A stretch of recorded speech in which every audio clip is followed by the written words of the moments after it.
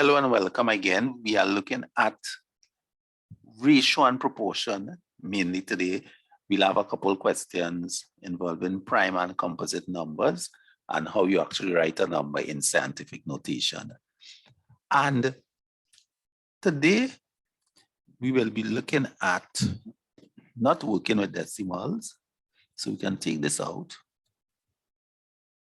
We'll be just focusing on that other aspect of number theory and computation as said. So let's get into our word today, which says in Exodus 33:14, and he, meaning God, said, certainly I will be with you. What a powerful declaration. God is always close to me, even when I'm not always close to him. God is always there. Amen. Question number 1. What is the largest prime number that is less than 40? So remember what prime numbers are. Numbers which can only be divided by 1 and the number itself. So prime numbers only have 2 factors, 1 and the number itself. And 1 is not a prime number. So let's examine some numbers close to 40. Let's start with, if we look at all the numbers, for all from 30 going up.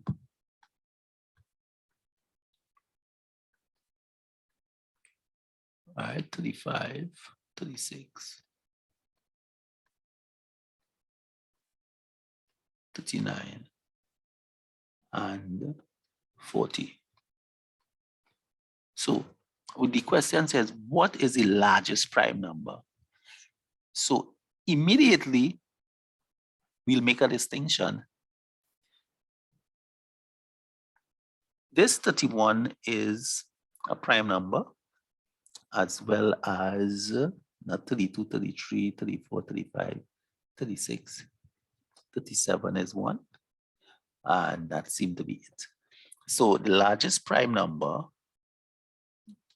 that is less than 40 will be 37, right? So if you are not a prime number, then you are called a composite number. So that's another way of classifying numbers. If you are not a prime number, you are called a composite number.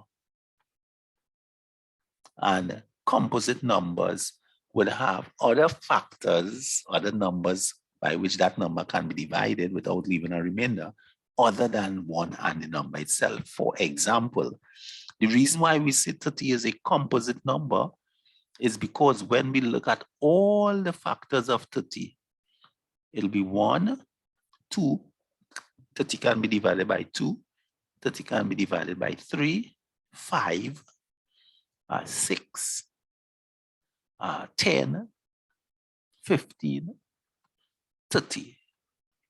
So those seem to be all the factors of 30. Now watch this.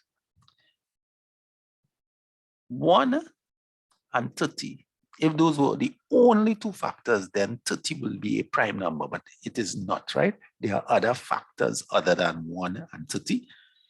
So therefore, that is why 30 is called a composite number. Once you are not prime, you are composite. So let's go to question number 2. What is the sum of all the composite numbers from 1 to 10? So let's list those numbers from 1 to 10. We'll choose the prime numbers as well, so we'll know what the composite numbers are by the process of elimination. So let's write them out. 1, 2, 3, 4, 5, 6, 7, 8, 9, 10. Right. Remember what I said. 1 is not a prime number. 2 is prime. 3 is prime. 5 is prime. 7 is prime. And that's about it. So the question didn't ask you for the sum of all the prime numbers. It asks you for the sum of all the composites. So these are the composite number. 1 plus 4 is 5, plus 6 is 11, plus 8 is 17, plus 9 is 26, plus 10 is 36. So it seems as though the sum of all the composite numbers from 1 to 10 will be 36. Let's quickly double check, working backwards. 10 plus 9 is 19, and 8, 27, and 7. 10 and 9, 19, and 8, 27, and 6 is 33. Wow, you realize I made an error. Plus 4, 37, plus 1 is 38. So I'm getting two answers. Let's go a third time. 1 plus 4 is 5, and 6 is 11, and 8 is 19, and 9 is 28, plus 10, 38. So remember what I said about double checking your answers. It can happen to me as I did here. So always take a minute and double check your working. So the answer is not 38. Sorry about that. The answer is, sorry, not 38. The answer is not 36. The answer is 38. Let's go to the next question. Question number 3. Scientific notation. How do we write a number in scientific notation? So let's do it. Let's take all this. They use the term standard form and scientific notation sometimes interchangeably. I've seen other texts where they make a distinction. But for our purposes, when you are asked to write a number in scientific notation, the number must always be written in the form a by 10 raised to some power n, right?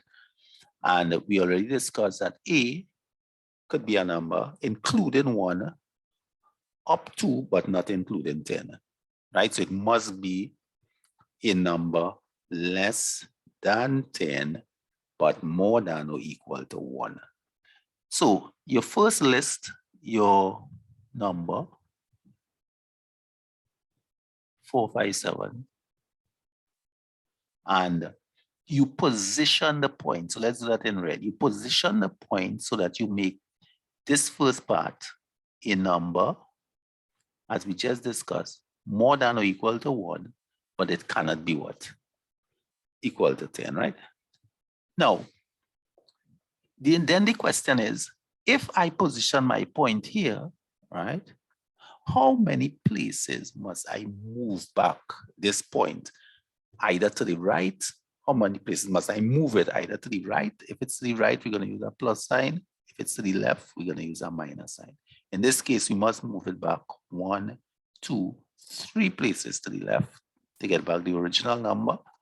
So since we move into the left, we put a minus sign, and the number of position or places we must move back that point is 3.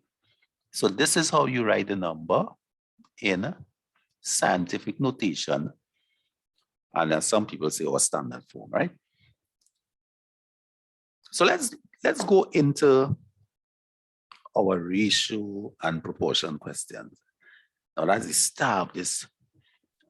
Those questions are the star of this worksheet here, right? Ratio and proportion. So the question says, if $480 is shared in the ratio 2 to 3 to 5, what is the sum of the smallest and the largest share? So $480 is the whole. That's the whole. That's the whole cake. That's the whole pie, right, that we are sharing. And we want to break it up into 2 to 3 to 5. So let's see. The first part is 2 parts. Now the total parts will be 2 plus 3, 5, plus 5 is 10. So the first share will be 2 out of 10 by 480, right? So you can use your calculator and you will get $96. Now I'm taking it from the top all the way down, and then we'll answer the question, right? So I'm just showing you how you calculate the different shares. They did ask for the smallest and the largest, but let's look at the middle share, which is 3/10 of 480, right? Again, you cancel. Let's multiply 48 by 3. 8 by 3, 24. 4 3s are 12, 13, 14, 144. Okay, so this is 144. Now you could add these two using a calculator and subtract that total from the 480 to get what is the final share, or we can simply work it out. Let's work it out for good measure. It's half, 5/10 of 480. And we know money pretty well. If they tell us we get in half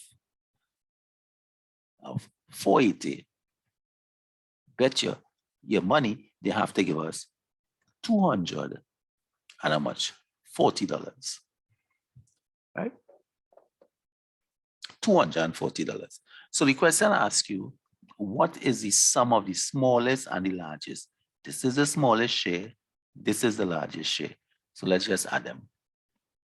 Now, these are the type of multiple choice questions that you'll get if you have a paper one as part of your exam, as you do in the CSEC exams. And we wouldn't have the assistance of the calculator. Hence the reason I'm working it out like this without turning to the calculator just yet. 96 plus 240, 6, 9, and 4, 13. 2 plus 1, 3. So 336.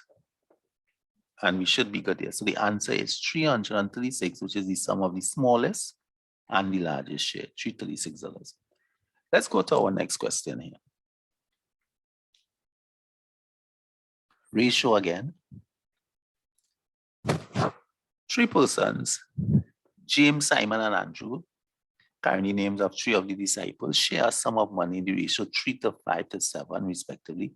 James and Simon together received 560. What was the THE? What was the total amount of money shared? So sometimes it's good to read the question a second time.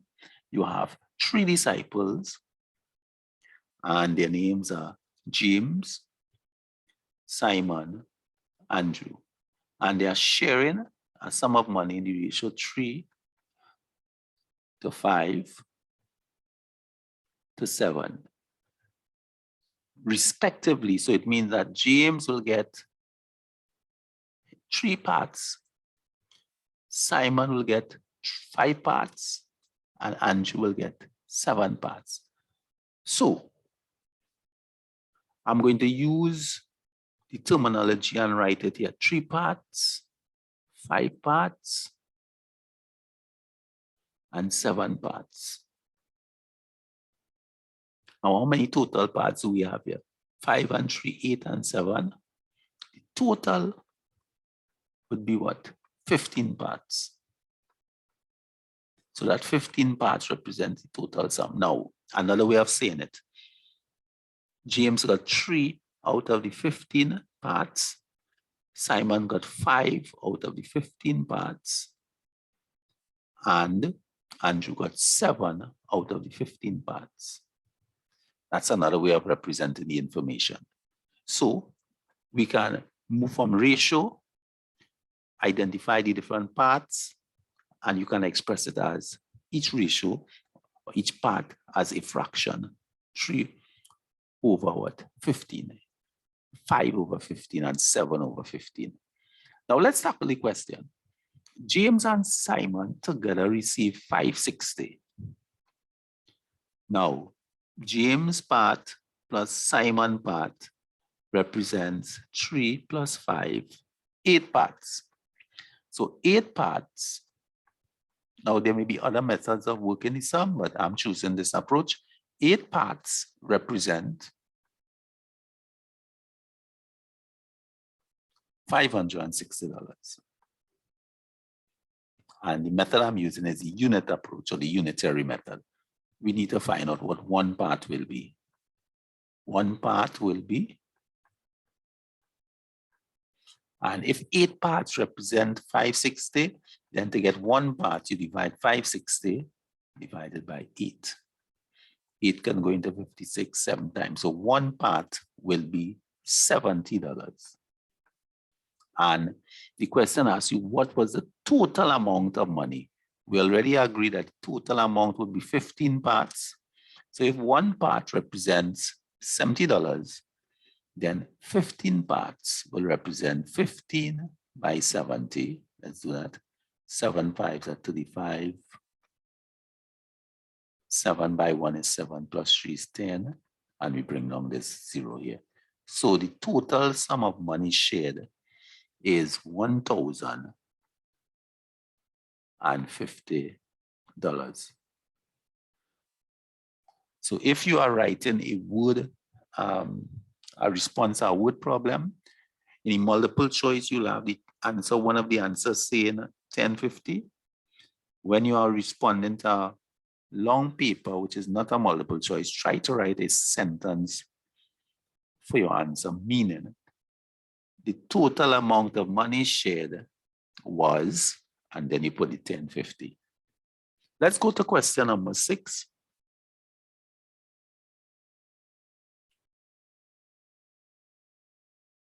And again, we are confronted with a ratio problem.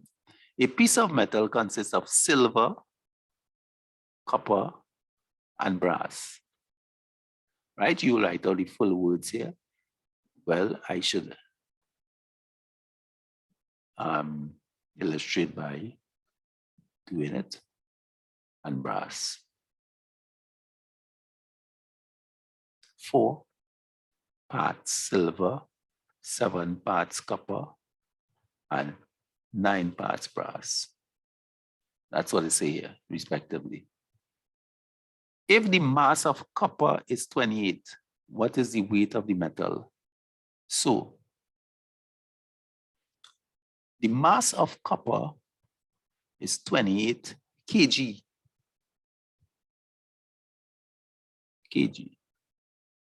That's the mass of copper. So let's go again. This is 4 parts silver,